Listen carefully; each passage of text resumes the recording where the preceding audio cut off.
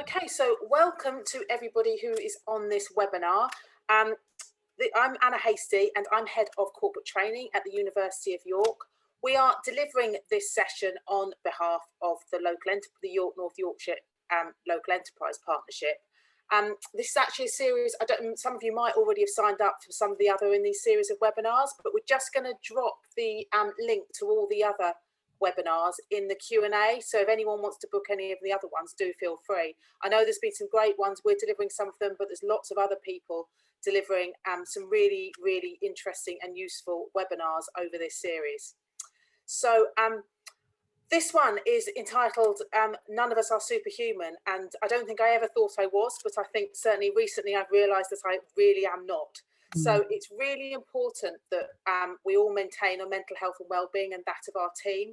And Caroline, who's my colleague, who will be delivering this session, has got some great takeaways and great hints and tips how we can all sort of try and deal with this on a daily basis. We're going through some very challenging times and we're very remote from each other. So how we can sort of, work together around our mental health and well-being, I think is so important. So I really hope you enjoy this session, and as I say, you can take away some stuff back to your lives and your workplace. We've got the Q&A function enabled. If you've got any questions, please use that. We haven't got the chat function enabled, so we're going to do it all through the Q&A. In view of data protection, it would be useful if you could post your Q&As as anonymous, if at all possible. It just means that, and then if anyone wants to contact us afterwards with any questions, please feel free to do so. So I think, we've got Nicola also, who hasn't got her video on, but she's also from the university, who's just in the background helping out should we have any technical issues that I hope that we won't. So without further ado, I just want to say thank you all, and I'm going to pass you over to Caroline. Thanks, Anna, and welcome everybody. I hope you're doing all right on this Monday. At least, as Anna said, the sun's out. It's actually shining just at the wrong spot for me, but I'm not going to get rid of it. It feels very nice on the back of my head. So welcome. We're together for the best part of this hour, depending on questions you've got, and obviously how much I go into certain areas of the content. We could take it right up to 3 o'clock, but we might finish slightly earlier. But please, if you've got any questions, please drop them in the Q&A box, and I will try and answer them live as we go. I'll keep an eye on it. If I do happen to miss any, which might happen as I get distracted, I will come back and make sure that I look at those at various points, and I will pause at various points throughout the webinar today to just allow you to type any questions that you might have. But yes, so today's webinar is entitled None of Us Are Superhuman, and really the main content is around how do we, in times of great difficulty, of which now is really testing us. I thought last year was testing us, but I feel like this year is pushing everybody to the brink. So how do we try and maintain our mental well-being? Because we do quite often as humans focus on our physical well-being, and that really helps in terms of helping us to maintain positive mental well-being. But there's some other things that we can be doing to help ourselves as well. So I'm an associate tutor at the University of York, and well-being and change is an area that I'm particularly interested in. My background's in psychology and behavioural science. So how we as humans react to stress and change is something that I've been looking into and researching and reading about for many years. And obviously a lot of the things that I have been learning about, I've been using on myself over the last year or so. So today, let me get my technology to work. What I wanted to do in today's session, in the majority of the hour, is focus on 4 things. So first off, just to set the scene, really, the context. So what I mean, what the World Health Organization means by mental health, what I know, what the research tells us are signs of low mental health and well-being, and what impact does change or an environment that we're not comfortable in have on our mental health and well-being. Then I wanted to move in to explore the role of resilience and psychological resilience in particular. And then, as Anna mentioned, really try and give you as many practical tools and techniques to take away and use. So the majority of the session is going to be around practical tools, looking at that idea of resilience and how you build your resilience. And then the last part, we're just going to look at daily routines to support good mental health and well-being. So first off, let's just ensure that we're all on the same page in terms of the definitions of health and the definition of mental health. So what I've done is taken some definitions from the World Health Organization, and they define health as a state of complete physical, mental, and social well-being, and not merely the absence of disease or infirmity. So there's this, they come into bringing in this idea of well-being, and that health is actually us having that positive well-being. And they specifically define mental health as a state of well-being in which the individual realizes his or her own abilities, can cope with the normal stresses of life, can work productively and fruitfully, and is able to make a contribution to his or her community. So I'm sure you'd agree that's a state that we all would aspire to, and that obviously certain things in life can compromise that for us. So just thinking more about what positive mental well-being, it's really worth remembering that it's dynamic, and that it can change from moment to moment, day to day, month to month, or year to year. And I think when we think about well-being, and particularly mental well-being, what a lot of the research tells us is that we should be focusing on our mood state, not just our emotions. So emotions can be something that we feel in the moment, that can be a reaction to a specific trigger. You know, you can feel frustration at something, or sadness at an article that you read in the news, or happy, you know, when somebody contacts you that you know is a loved one, or something good happens. And that is an emotion. Whereas a mood state, which is an indicator of our mental well-being, tends to be with something that's with us for a longer period of time. So we can often recognize this when we think of low mood. If we're feeling low, we're feeling anxious, we're feeling potentially depressed, that can sit with us throughout a whole week, month, many months. And that then would be considered a mood state. Will the slides be available? Yes, they will.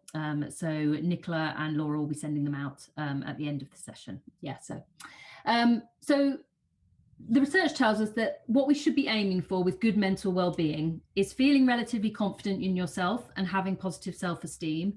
And what we know is that that is obviously very, very personal. Our level of self-esteem, our level of confidence is impacted by so many things about our makeup. But you should know your level. So obviously what we know is that sometimes our self-esteem drops because of circumstance or something happening, and sometimes our confidence drops, and we should keep an eye on that. But if we've got good mental well-being, we should feel confident in ourselves, have positive self-esteem. We should feel and express these a range of emotions in a way that doesn't hurt others. So as I said, this emotion is part of being human. So we will have a range of emotions throughout the day. None of us are going to be completely balanced all the time. But when we have positive mental well-being, we are in control of those emotions. We are able to express them, but we're also able to manage them and move through them as we go through the day. We would build and maintain good relationships with others. You'd want to connect with others when your mental well-being is strong. And you're feeling that engagement with the world around you, which is part of having the energy and the motivation to be productive. I don't know about you, but for me, definitely in January, I have felt that my productive has dropped. I feel less productive. It takes me more to motivate myself in the morning to get on and do stuff. And a lot of that is around the environment, and it's cold, but a lot of it is the actual stress that lockdown is causing. Sleep is a massive indicator of where we're at with our mental well-being. So if we're sleeping well and we're feeling rested at the end of the night, normally that's an indicator that our mental well-being is pretty good. If we're struggling to sleep, we've got insomnia, we're very wakeful, we're very restless, that often is triggered by what's happening in our brains.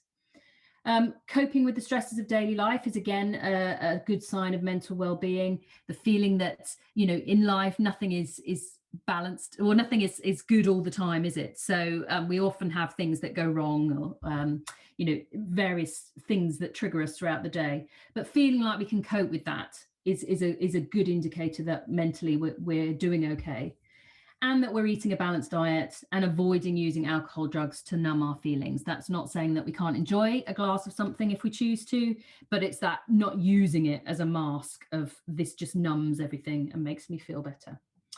So that's how we should be feeling if our mental well-being is strong. Let's just look at the other side of it and think about the signs of low mental well-being. And some of these can be physical. I know particularly when I am feeling less strong mentally, more things are getting to me, I actually can feel it immediately in my digestive system. And I'll come into why that is in a moment, because stress actually inhibits our digestive system. So it would be very obvious that if I'm feeling stressed and I'm finding that I'm getting indigestion and pains in my stomach, then actually that's a completely scientific, that the adrenaline and cortisol that's triggered by stress is inhibiting my digestive system. So it's causing issues there. But we can often get other physical signs. So people can get a number of headaches, rashes. They may feel that they're getting more frequent colds, this dizziness, sleep disturbance, and it's all a reaction to the stress hormones that are running around your body. You might see that you're having more behavioral signs. You might feel more restless. You just can't settle. When you're out driving, you might be taking more risks. As we talked about, you might find that there's changes. You're eating more foods that you wouldn't normally eat, which aren't as nutritious, or you might be drinking more or smoking more.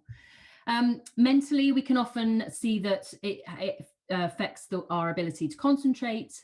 We notice ourselves worrying and ruminating and pondering on things, maybe overthinking, making mistakes, negative thinking. So our internal thoughts can be quite negative, and we can often experience a brain fog, which is where we just struggle to make sense of things. We may find it hard to find words, and that can affect our confidence.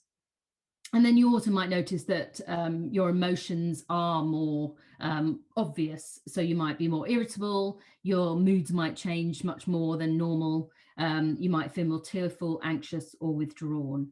So those are the two extremes that you can see. So if someone's got good mental well-being, all the things that we talked about on the previous slide, and if you can notice some of these things creeping into how you're feeling on a daily basis, and it's something more than just an emotion that's been triggered by something happening, then this could be a sign that you are experiencing low mental well-being.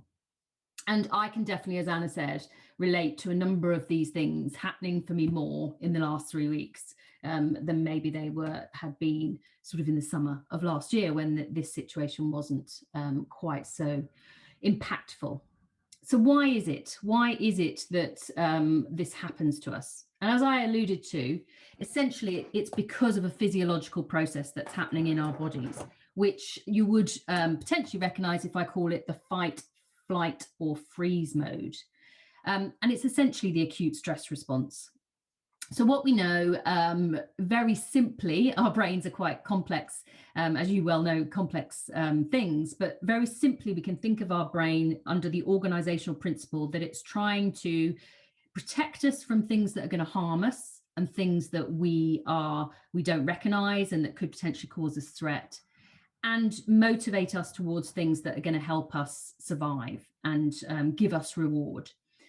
And when our brains experience things either physically, so it could physically be, a threat, so, a dog's attacking you, or, you're in an accident or something, or it could be a social threat, which is what's happening at the minute with obviously lockdown, is that we're losing all of the things that we make us feel safe, make us feel comfortable.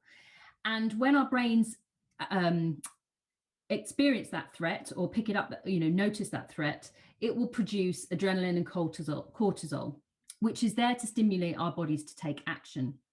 And obviously, if it's a physical threat, something like a dog that's growling and snarling at us, that response is great, because what it does is mobilize certain parts of the body. It mobilizes oxygen to your muscles, which is why it takes away oxygen from other processes in the body, like the digestive system. And it also changes our brain chemistry. So what it does is stimulate some of the older parts of our brain, so that the more newer parts of our brain are here in our prefrontal cortex, which allow us to make logical decisions, make sense of information, really interpret things in a sort of quite high thinking way. The other parts of our brain, more in the middle part of our brain, are often referred to as the lizard brain or the reptilian brain. And they tend to react more on instinct. So as you would see an animal react. And the acute stress response is designed to activate those parts of the brain so that we do things on instinct. So if we see something that's a threat, like a dog snarling at us, we instinctively move away from it. We potentially start walking faster in the opposite direction. We feel fear. And this is the other part of the brain that the acute stress response stimulates, which is the amygdala.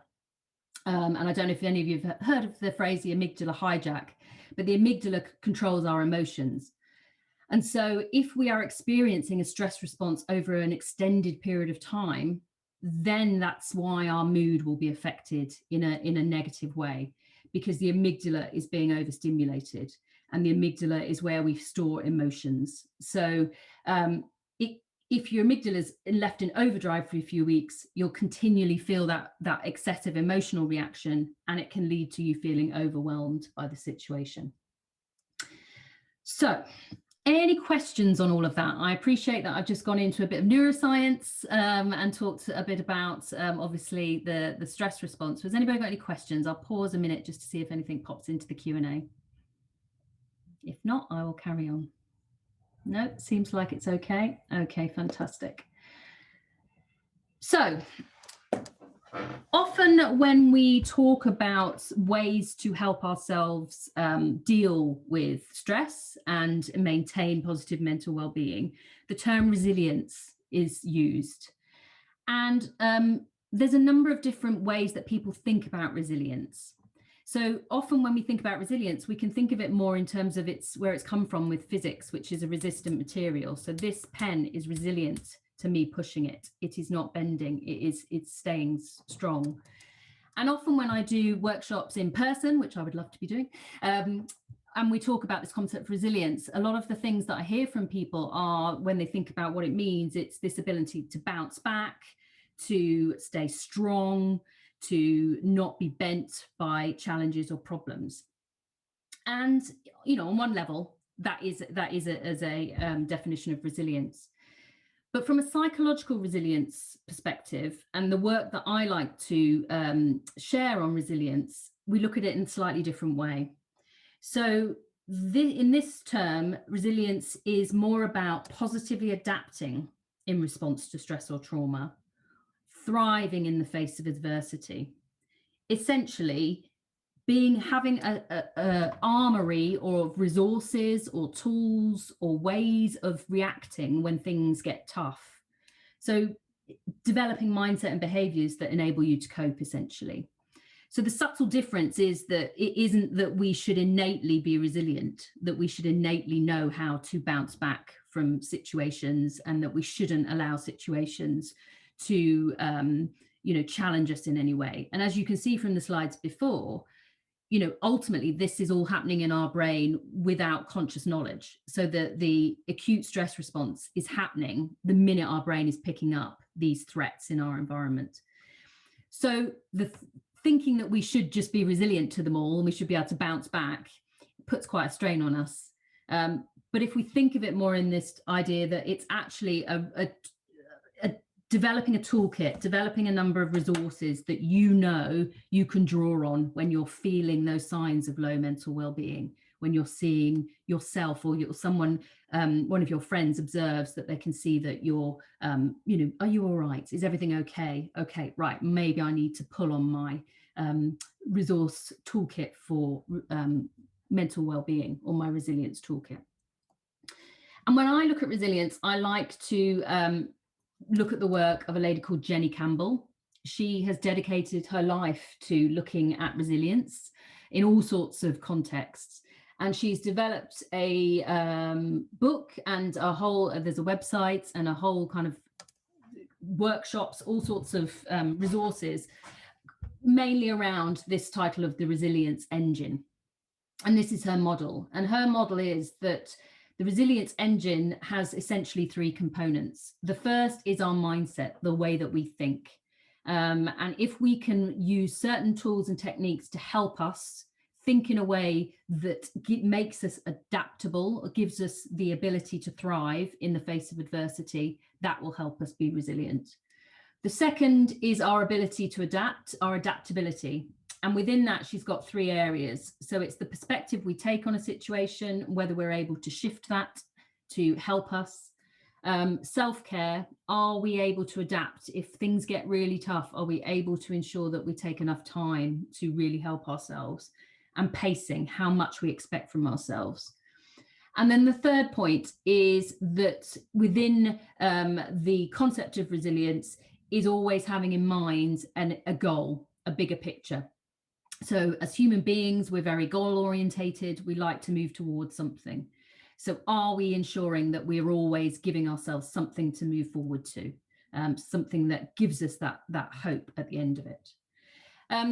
If you look into the work of Jenny's resilience engine, she also talks about resilience in a way that I like to share, because I feel that it helps give the idea of it. She talks about it in the concept of a river.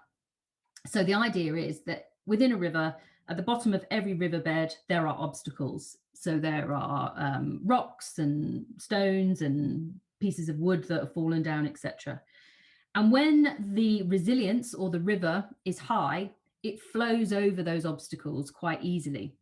So even though the obstacles are there, the river's flowing and it keeps moving forward. And it's actually, on the surface seems quite calm. When the resilience is lower, i.e. the river is lower and there's less water, less resilience in the river, the obstacles are bigger, and therefore it crashes and smashes on the obstacles and can cause friction and issues, etc. And that's her sort of a metaphor for resilience, that if we can keep our river higher using the tools, then even though the obstacles are there, which they will be because life is like that, we can keep our river flowing.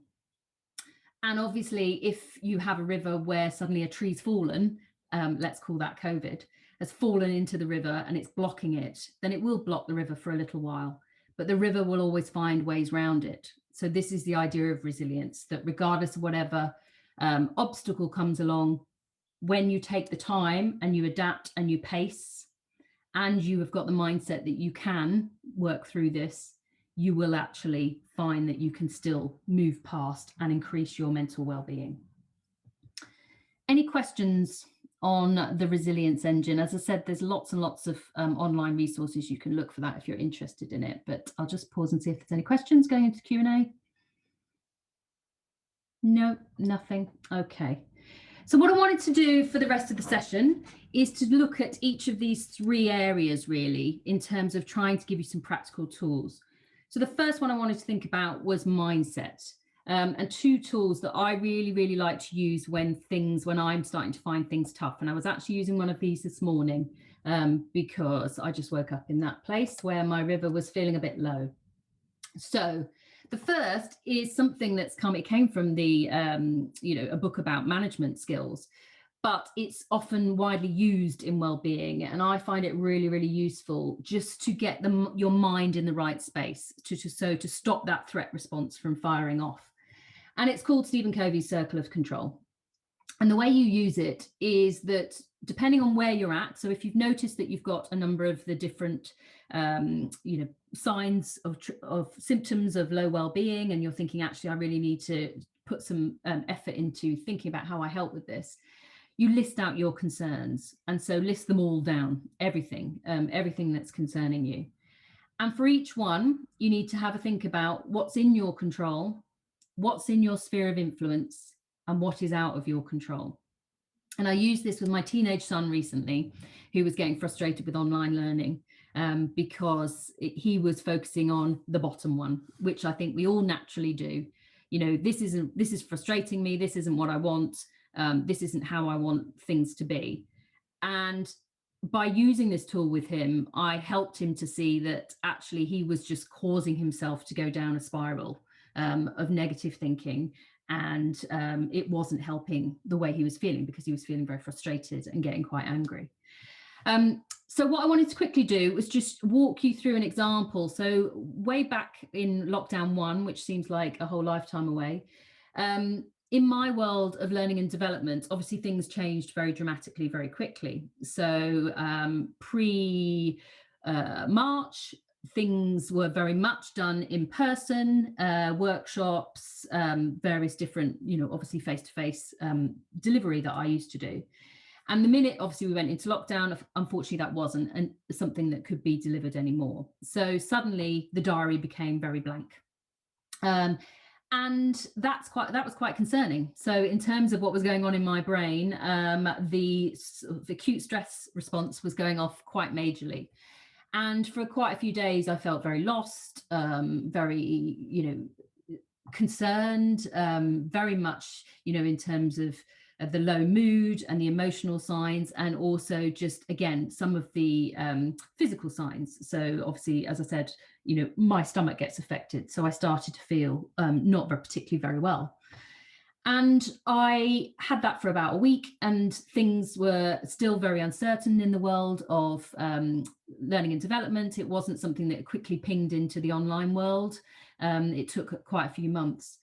So I thought to myself, what am I going to do? Right, practice what you preach. Sit down and do the circle of control. So that's what I did. So I just wanted to quickly share you my example, just to show you how it worked. So the first thing I did in this scenario was I thought about, well, what can I control?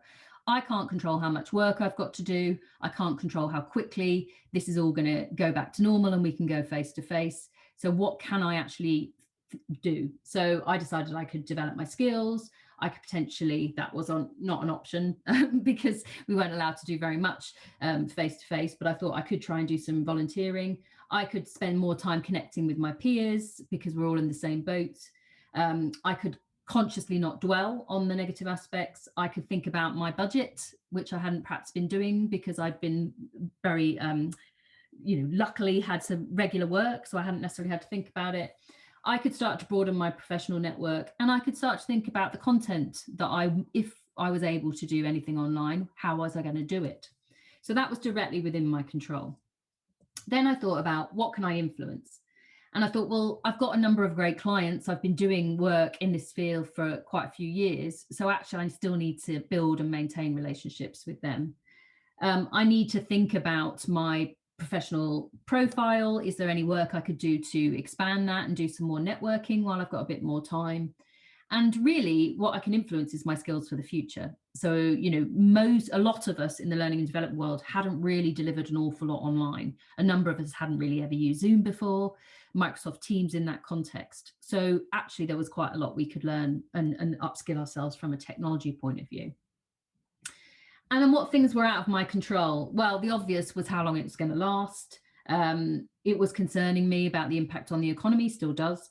In terms of what that means. And at that point, was learning and development still going to be something that people wanted to invest in? In terms of the financial situation of my current clients, I couldn't predict that. And how much the industry will change, again, that wasn't something I could predict. So for me, focusing on the things in my control and the things I could influence, once I'd gone and done this exercise, I could then start to put together a bit more of an action plan. So if you think back to that resilience engine, I'd got my mind in the right space and I could start to set my goals around some of these things, which is what I chose to do.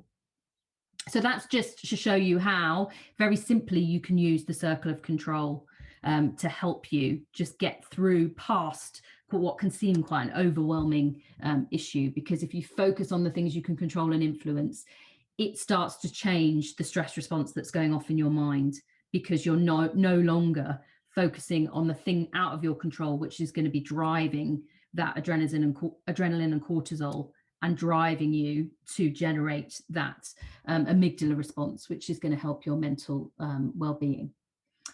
Any questions or thoughts on that in the Q&A? Otherwise, I'll continue. Okay, fantastic. So the other thing, and this is the one I was doing this morning. How do you slow the brain down? Okay. Can you tell me a bit more about what you mean by that? Slowing the brain down. If you just want to type in a little bit more what you mean by that.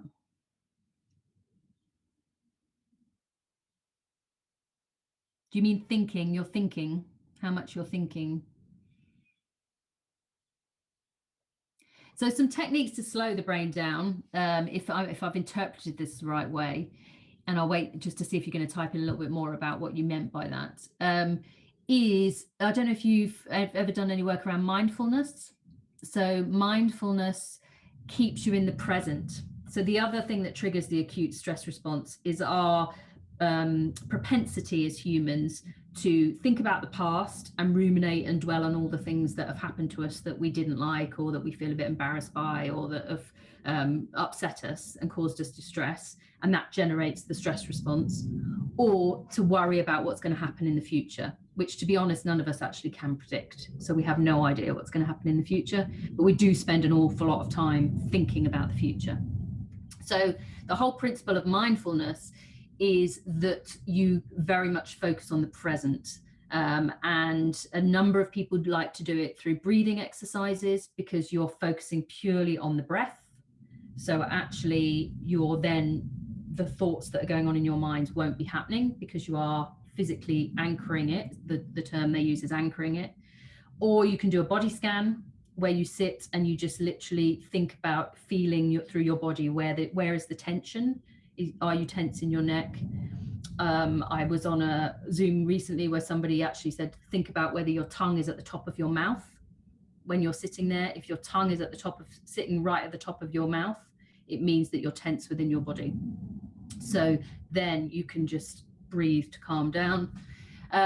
Or other people would tend to do it with things like yoga, because again, you're very within a yoga, you're asked to focus your brain on the movement that you're putting together with your body. Other people use mindfulness in nature, so they'll actually consciously go out, and when they go for a walk, look at what's around them and not let their thoughts take over. So it's not an easy thing to slow your brain down if you are an overthinker, but there are a number of small techniques you can use to just get yourself and notice when your brain is going off into a different space, and gently just bring it back and think, I don't need to think about that now. Or as I was going to talk about at the end of this webinar, the other way is to write down, journal. So if things are, you can feel that your mind is being preoccupied by thoughts that are, causing a stress response, then just writing them down often is enough to calm your brain down, because it feels that they've been noted, and then it gives you the space to go off and do other things. Another tool which actually does help slow the brain down, or just helps to reduce the stress response, is something called reframing. And it's actually a linguistic tool. But the idea behind it, if you think back to that slide about the resilience engine, is about helping you change your perspective. So it's not about taking a negative situation and putting a positive spin on it, although it can feel a little bit that way, but it's about giving it a different meaning to your mind so that it doesn't actually generate that acute stress response. So here's an example here. The experience that somebody's feeling at the moment and the meaning that it has to them is that they're so busy, there aren't enough hours in the day to get things done. And this is generating a stress response because they're feeling out of control and feeling that they're not able to manage that situation. And the current meaning is they feel anxious and overwhelmed, and actually they're quite worried because last time it happened, they actually got very unwell. So reframing is about sitting and thinking, what else could this experience mean? So it's actually, in this scenario, reframing it to, I'm going to need to make sure I look after myself, as I've got to stay as productive as possible. I need to focus, not get distracted, and maintain my energy levels by eating well, taking breaks, and try to get enough sleep. So by reframing it, you're not actually taking the situation and changing it. That person is still very busy and probably is struggling to fit everything into the hours in the day. But by changing the meaning in their mind, it is now all about actually them trying to manage the situation positively. So it's no longer going to necessarily generate as much adrenaline and cortisol for them, because they'll be thinking, right, when I do get on with my work, I've got to take away all my distractions, and I've got to make sure that I give myself real focus time.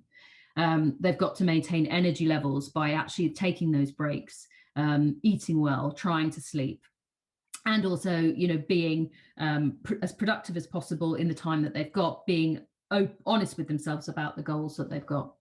So this is the tool that I use this morning. Like many of you, you may well be homeschooling.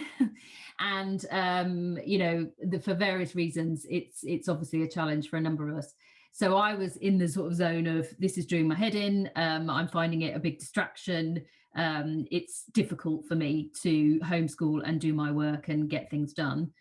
But I went out for my early morning dog walk this morning and tried to reframe it. And actually it's helped, because what I've realized in my reframe for myself is, if I reframe homeschooling as an opportunity, it is, I've accepted that it's happening, but it's also an opportunity for me to be there to support my children through a difficult time. And it's also something that I don't necessarily have to be amazing at. I just have to be as good as I can be within the parameters of what's going on. So I've sort of reframed it as not it's an irritation, more as something actually that's happening and that is a positive, because it's something that I can do to support my children who I love dearly. And also, actually, if I get through the day and they get through the day and we feel quite okay about it, that's great. So that's helped sort of take away that stress response for me. So hopefully that's a useful share. Don't want to be sharing too much about my world, but hopefully it just brings it to a life. Any questions about reframing before I move on? No? Okay. So if you think back, and I'll just quickly flick back to it, to the resilience engine, some of those things that I just shared with you were around how we control our minds and how we help our mindset to be in the right space to be resilient, to ensure that our resilience river is full. What I was going to move on to now is to talk a little bit about adaptability. And what I really wanted to focus on was self-care, because quite often when I work with people around self-care, I think we often do have a feeling that it's a luxury, that it's something when we're busy, when things are really crazy and there's lots of work deadlines. And obviously, as I just mentioned, you may have other accountabilities at home. It can be the thing that we just put to one side.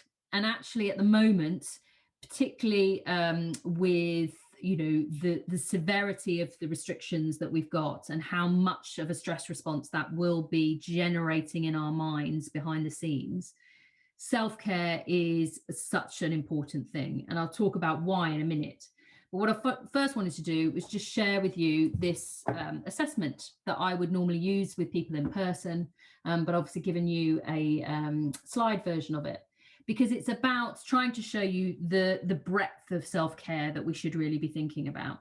So physical self-care is really important. What we know is that exercise plays a massively important part in our mental well-being.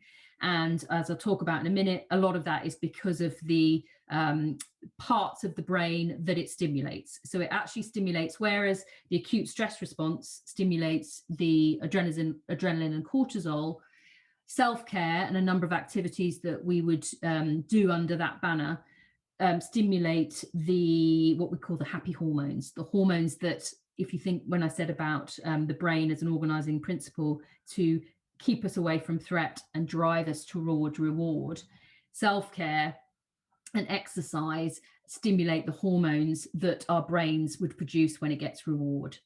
So if you think of your brain as kind of like scales, if the stress hormones are completely outweighed by the happy hormones, then that's not going to be very positive to your mental well-being. So your challenge really, because we're not going to be able to get rid of the triggers for the stress at the minute, so those hormones are still going to be coming. So the way that we mentally think about them will reduce them, but they're still going to be there.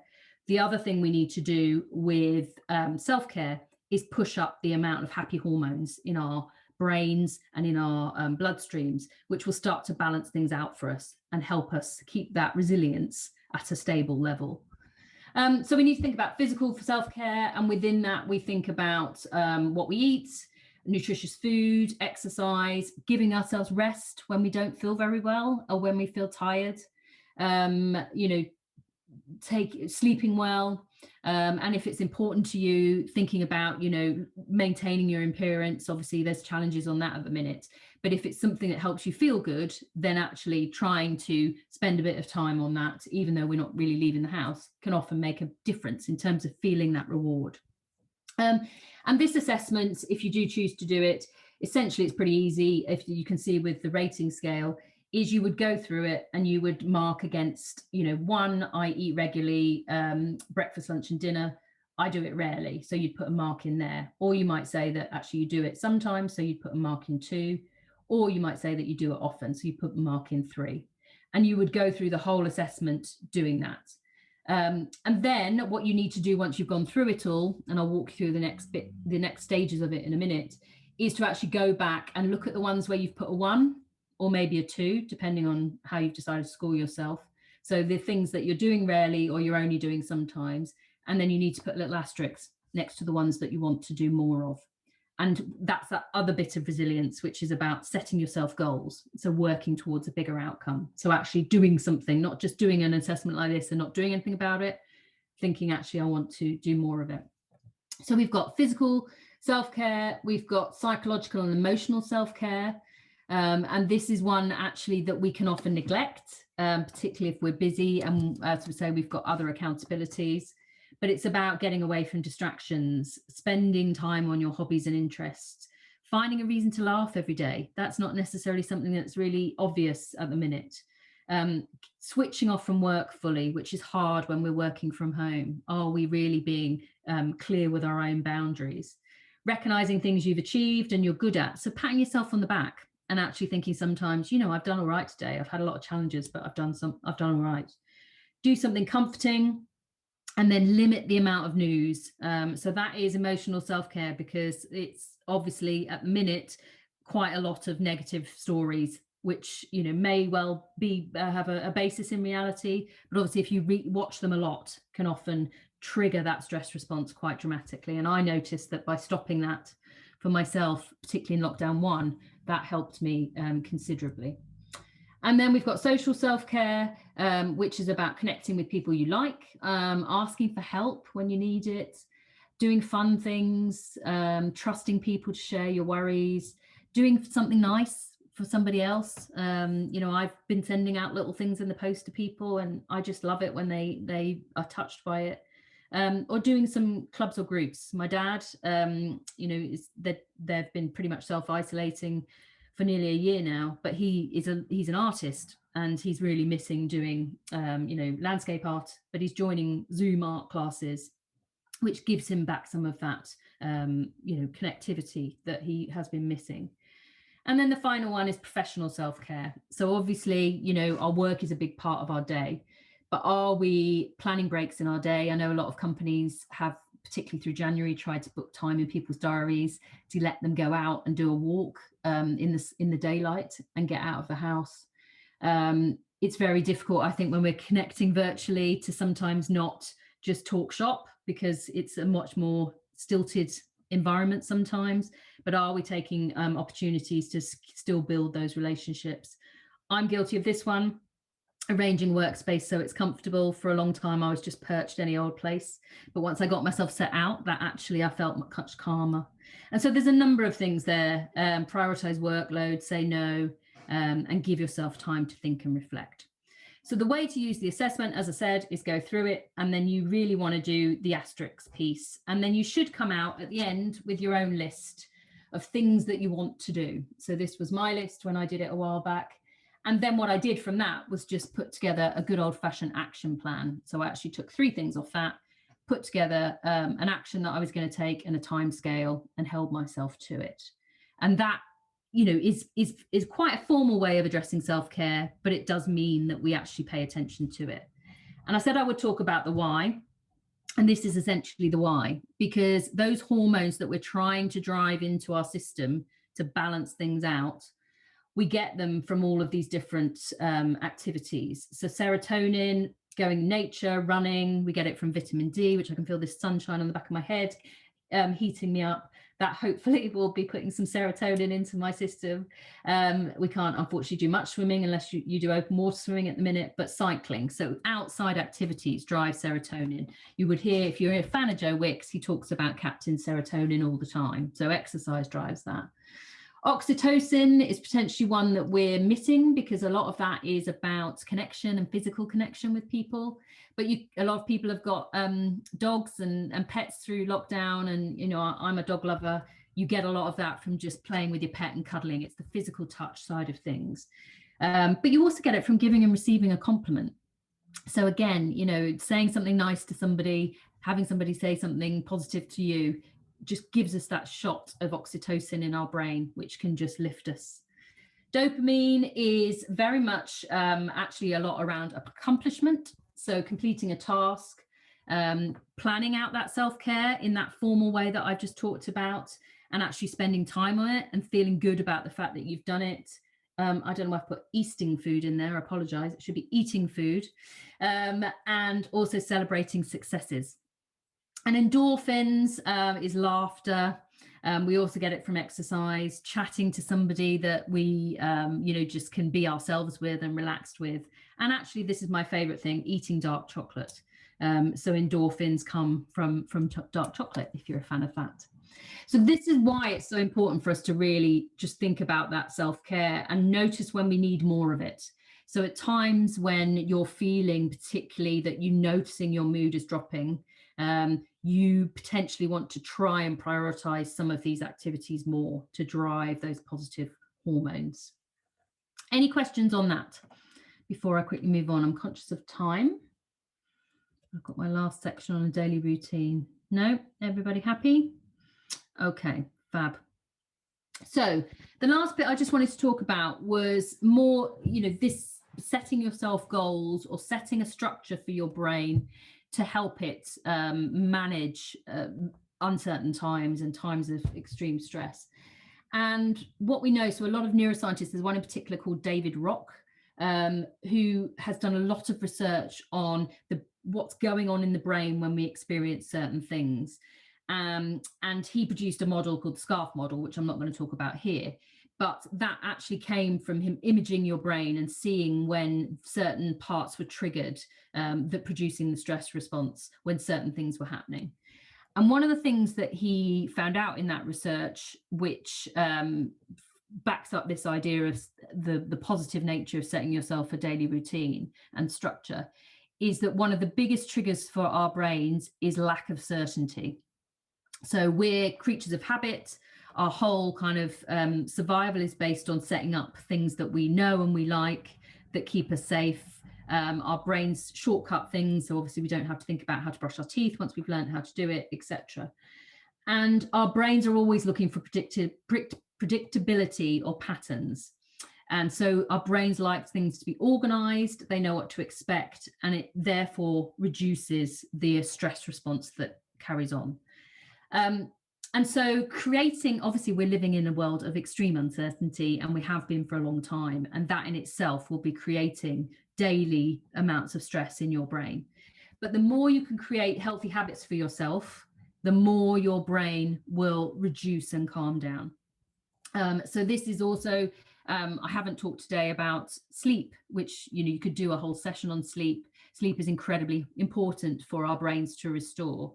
But having a routine around your sleep, as if you're struggling with sleep, which I have done at times, if you look into the things you need to do, one of the things they say straight away is have a routine. Go to bed at the same time every night, wake up at the same time, and give yourself, a wind down routine so your brain knows what's happening. We're about to go to bed now. This is when I should shut down and restore. And also creating a routine just takes away that uncertainty of what's going to happen in the day. It probably means that you're more likely to build in some good levels of self-care and allows you to be productive and more in control. The neurons in our brains respond more positively to reward than threat. So if we actually put more of these into our day, more of these positive things that drive those 4 hormones that I talked about, it will increase the mood in our body quite significantly. Much more, and balance up quite quick, much better than if there was a threat response. So really simple. I can appreciate that when you're busy, sometimes routines go out the window. So the routine I'm going to talk about now is one that I use when I haven't necessarily got a lot of time to plan out a really, really structured routine. But it's kind of the core one that I would base everything on, that I think will help you stay with, keep your well-being in a positive way. And it's really just based on three things: is basing your day around something that you can achieve.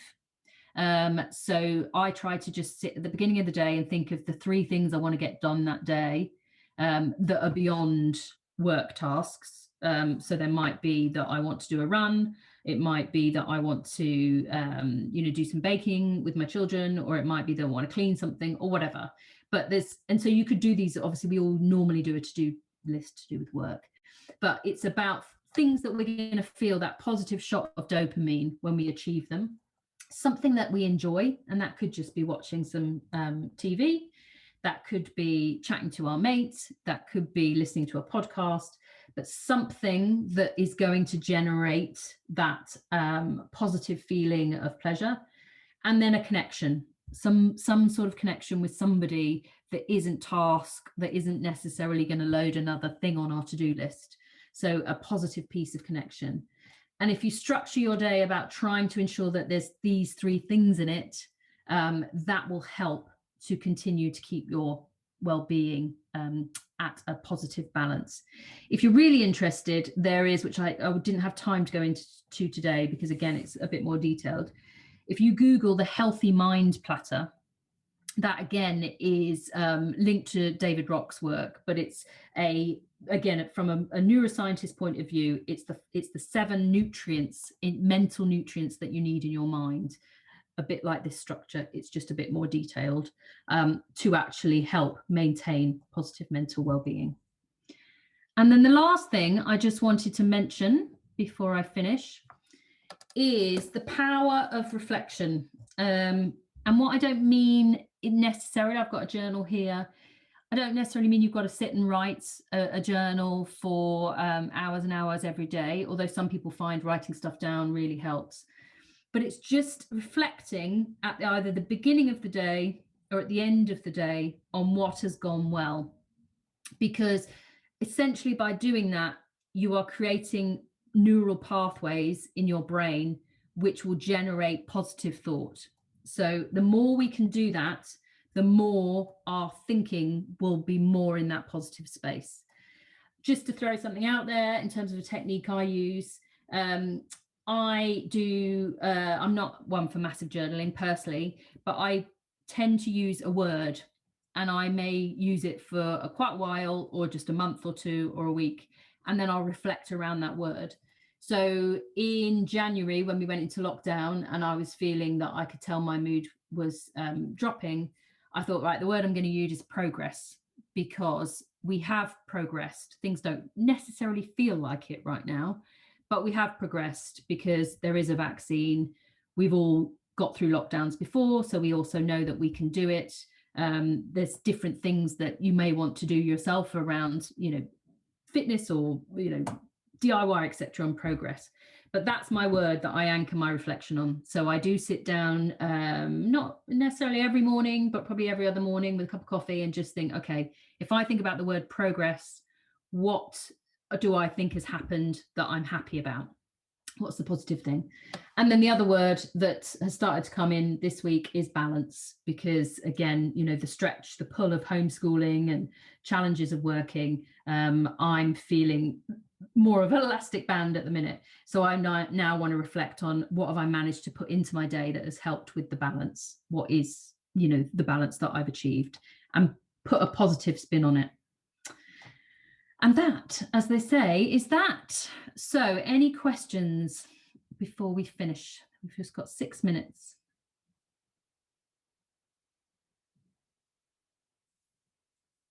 There's a little poll that's gone onto the screen for you. So if you have time to just complete that would be fantastic. And if you have any questions or anything beyond, the session today, you will get the slides. Obviously, contact the team at CPD, and they can answer it for you. I think Laura can give you a bit more information about that. Yeah, sorry, I don't know if my video's come back on, but yes, hope you've enjoyed that session, everyone. Thank you very much, Caroline. As I say, as Caroline said, a copy of the slides will be emailed out to you via the Growth Hub. But please email cpd@york.ac.uk if you've got any specific questions, and we'll be happy to answer them. Thank you very much. Thanks, everybody. Thanks for joining.